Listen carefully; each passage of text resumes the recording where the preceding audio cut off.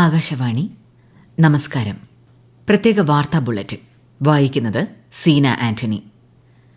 പ്രധാനമന്ത്രി നരേന്ദ്രമോദി നാളെ മഹാരാഷ്ട്രയിലെ മുംബൈയിലും പാൽഘറിലും സന്ദർശനം നടത്തും.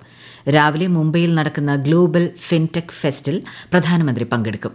ഉച്ചയ്ക്ക് പാൽഘർ ജില്ലയിൽ വിവിധ വികസന പദ്ധതികളുടെ ഉദ്ഘാടനവും വധാവൻ തുറമുഖത്തിന്റെ തറക്കല്ലിടലും അദ്ദേഹം നിർവഹിക്കും.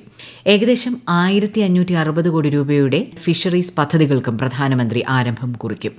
മത്സ്യമേഖലയിൽ 5 ലക്ഷത്തിലധികം തൊഴിലവസരങ്ങൾ സൃഷ്ടിക്കാൻ ലക്ഷ്യമിട്ടുള്ള പദ്ധതികൾക്കാണ് തുടക്കമാകുക. കൂടാതെ മത്സ്യത്തൊഴിലാളികൾക്കുള്ള ആശയവിനിമയ പിന്തുണാ സംവിധാനത്തിന്റെ ഉദ്ഘാടനവും ശ്രീ മോദി നാളെ നിർവഹിക്കും. ആലപ്പുഴയിലെ അർത്തുങ്കൽ മത്സ്യബന്ധന തുറമുഖത്തിന്റെ 3ാം ഘട്ട നിർമ്മാണോദ്ഘാടനം പ്രധാനമന്ത്രി നരേന്ദ്രമോദി നാളെ ഓൺലൈനായി നിർവഹിക്കും. ചടങ്ങിൽ മന്ത്രി സജി ചെറിയാൻ അധ്യക്ഷനാകും. കേന്ദ്രമന്ത്രി രാജീവ് രഞ്ജൻ സിംഗ് മുഖ്യപ്രഭാഷണം നടത്തും. കേന്ദ്ര സഹമന്ത്രി George Kurian, KC Venugopal MP, മന്ത്രി P. പ്രസാദ് തുടങ്ങിയവർ സംബന്ധിക്കും. വയനാട് പുനരധിവാസത്തിന് ഇന്ന് ചേർന്ന സർവകക്ഷി യോഗം പൂർണ്ണ പിന്തുണ അറിയിച്ചു. പുനരധിവാസത്തിന്റെ ഭാഗമായി 1000 സ്ക്വയർ ഫീറ്റിൽ ഒറ്റനില വീടാണ് നിർമ്മിച്ചു നൽകാൻ സർക്കാർ ഉദ്ദേശിക്കുന്നതെന്ന് മുഖ്യമന്ത്രി യോഗത്തിൽ പറഞ്ഞു. കോഴിക്കോട് വിലങ്ങാടിലെ ദുരന്ത ബാധിതർക്കും പുനരധിവാസം ഉറപ്പാക്കും. ബാങ്കുകളിലെ കടം എഴുതിത്തള്ളുന്ന വിഷയത്തിൽ റിസർവ് ബാങ്കിനെയും കേന്ദ്ര ധനമന്ത്രാലയത്തെയും ബന്ധപ്പെടും. സ്വകാര്യ വ്യക്തികൾ കടം ഈടാക്കുന്നത് തടയാൻ ജില്ലാ ഭരണ സംവിധാനം ശക്തമായി ഇടപെടും. ദുരന്തബാധിത പ്രദേശത്തെ സ്കൂൾ പുനർനിർമ്മിച്ച് നിലനിർത്താനാവുമോ എന്ന് വിദഗ്ധർ പരിശോധിക്കും. ഉരുൾപൊട്ടൽ മുന്നറിയിപ്പുകൾ കാര്യക്ഷമമാക്കാൻ കേന്ദ്ര ഏജൻസിയുടെ സഹായം തേടിയതായും മുഖ്യമന്ത്രി അറിയിച്ചു. അമ്മയ്ക്കായി ഒരു മരം സംസ്ഥാനതല പ്രചാരണ പരിപാടിക്ക് തൃശൂർ കൃഷി വിജ്ഞാന കേന്ദ്രത്തിൽ തുടക്കമായി. ലോക പരിസ്ഥിതി ദിനത്തോടനുബന്ധിച്ച് പ്രധാനമന്ത്രി തുടക്കം കുറിച്ച പ്രചാരണ പരിപാടിയിലൂടെ രാജ്യത്തുടനീളം 140 കോടി വൃക്ഷത്തൈകൾ നട്ടുപിടിപ്പിക്കുകയാണ് ലക്ഷ്യം. ഉന്നതി ഓവർസീസ് സ്കോളർഷിപ്പ് മുഖേന ഉന്നത പഠനത്തിനായി വിദേശത്തേക്ക് പോകുന്ന വിദ്യാർത്ഥികൾക്ക് മുഖ്യമന്ത്രി പിണറായി വിജയൻ വിസയും ടിക്കറ്റും കൈമാറി. സംസ്ഥാനത്തെ പട്ടികജാതി പട്ടികവർഗ പിന്നാക്ക വിഭാഗങ്ങളിലെ വിദ്യാർത്ഥികൾക്ക് വിദേശ സർവകലാശാലകളിൽ ഉന്നത പഠനത്തിന് അവസരമൊരുക്കുന്നതിനായി നടപ്പിലാക്കുന്ന പദ്ധതിയാണ് ഉന്നതി. വരുമാന പരിധി കണക്കാക്കി ഓരോ വിദ്യാർത്ഥിക്കും 25 ലക്ഷം രൂപ വരെയാണ് ലഭ്യമാക്കുന്നത്. ഇത്തവണ സ്കോളർഷിപ്പിന് അർഹരായ 56 പേരെ മുഖ്യമന്ത്രി അഭിനന്ദിച്ചു.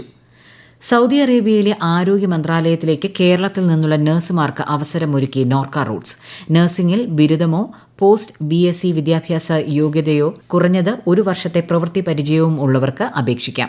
വിശദമായ ബയോഡാറ്റയും വിദ്യാഭ്യാസം, പ്രവൃത്തി പരിചയം, പാസ്പോർട്ട് എന്നിവയുടെ പകർപ്പുകളും സഹിതം rmt3.norca@kerala.gov.in എന്ന ഇമെയിൽ IDയിലേക്ക് അടുത്ത മാസം 4 മുൻപ് അപേക്ഷ നൽകണം. സംസ്ഥാനത്ത് അടുത്ത 5 ദിവസം ശക്തമായ മഴയ്ക്ക് സാധ്യതയെന്ന് കേന്ദ്ര കാലാവസ്ഥാ വകുപ്പ്. കോഴിക്കോട്, കണ്ണൂർ, കാസർഗോഡ് ജില്ലകളിൽ ഇന്നും നാളെയും ഓറഞ്ച് ജാഗ്രതയാണ്. വയനാടും നാളെ ഓറഞ്ച് ജാഗ്രത നൽകിയിട്ടുണ്ട്. കേരളം, കർണാടക, ലക്ഷദ്വീപ് തീരങ്ങളിൽ മറ്റന്നാൾ വരെ മത്സ്യബന്ധനത്തിന് വിലക്കേർപ്പെടുത്തി. ഏഴിമല നാവിക അക്കാദമി കമാൻഡന്റായി vice admiral CR Praveen Nair ചുമതലയേറ്റു. നാവികസേനയുടെ വെസ്റ്റേൺ ഫ്ലീറ്റിന്റെ കമാൻഡന്റായിരുന്ന അദ്ദേഹം വൈസ് അഡ്മിറൽ വിനീത് മക്കാർട്ടിയുടെ പിൻഗാമിയായാണ് ചുമതലയേറ്റത്. രാജ്യത്തിന്റെ വിദ്യാഭ്യാസ മേഖലയെ ആഗോളതലത്തിൽ മുൻനിരയിലെത്തിക്കാനാണ് ദേശീയ വിദ്യാഭ്യാസ നയം ലക്ഷ്യമിടുന്നതെന്ന് കേന്ദ്ര വിദേശകാര്യമന്ത്രി S. ജയശങ്കർ. ഇന്ത്യയിൽ ക്യാമ്പസ് സ്ഥാപിക്കുന്ന UKയിലെ സതാംപ്ടൺ സർവകലാശാലയ്ക്ക് UGC കത്ത് കൈമാറുന്ന ചടങ്ങിൽ സംസാരിക്കുകയായിരുന്നു അദ്ദേഹം.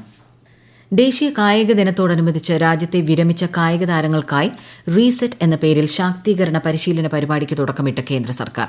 വിരമിച്ച കായിക താരങ്ങൾക്ക് ആവശ്യമായ അറിവും വൈദഗ്ധ്യവും നൽകുകയാണ് പദ്ധതിയിലൂടെ ലക്ഷ്യമിടുന്നതെന്ന് കേന്ദ്രമന്ത്രി മൻസുഖ് മാണ്ഡവ്യ പറഞ്ഞു. റീസെറ്റ് പ്രോഗ്രാമിലൂടെ കായിക താരങ്ങളെ കൂടുതൽ തൊഴിൽ യോഗ്യരാക്കാനാകുമെന്നും വിവിധ മേഖലകളിൽ അവരുടെ അതുല്യമായ കഴിവുകൾ പ്രയോജനപ്പെടുത്താൻ സാധിക്കുമെന്നും കേന്ദ്രമന്ത്രി പറഞ്ഞു. ഇന്ത്യ സ്റ്റാർട്ടപ്പുകളാൽ സമ്പന്നമാണെന്ന് കേന്ദ്ര സഹമന്ത്രി ജിതിൻ പ്രസാദ്. ന്യൂഡൽഹിയിൽ ഡിജിറ്റൽ ഭാരത് എക്കോണമി കോൺക്ലേവിനെ അഭിസംബോധന ചെയ്യുകയായിരുന്നു കേന്ദ്രമന്ത്രി. രാജ്യത്തെ 1,40,000 സ്റ്റാർട്ടപ്പുകളിൽ 45% വനിതകൾ നയിക്കുന്നവയാണെന്നും ശ്രീ ജിതിൻ പ്രസാദ് വ്യക്തമാക്കി. കാലാവസ്ഥാ വ്യതിയാനത്തിന്റെയും പാരിസ്ഥിതിക പ്രശ്നങ്ങളുടെയും ആഘാതത്തിൽ നിന്ന് രാജ്യത്തെ സംരക്ഷിക്കുന്നതിന് കേന്ദ്ര സർക്കാർ നിരവധി നടപടികൾ സ്വീകരിച്ചു വരുന്നതായി കേന്ദ്ര പരിസ്ഥിതി വനം സഹമന്ത്രി കീർത്തിവർദ്ധൻ സിംഗ്. പ്രത്യേക വാർത്താ ബുള്ളറ്റിൻ കഴിഞ്ഞു. അടുത്ത വാർത്താ പ്രക്ഷേപണം നാളെ രാവിലെ 6:45.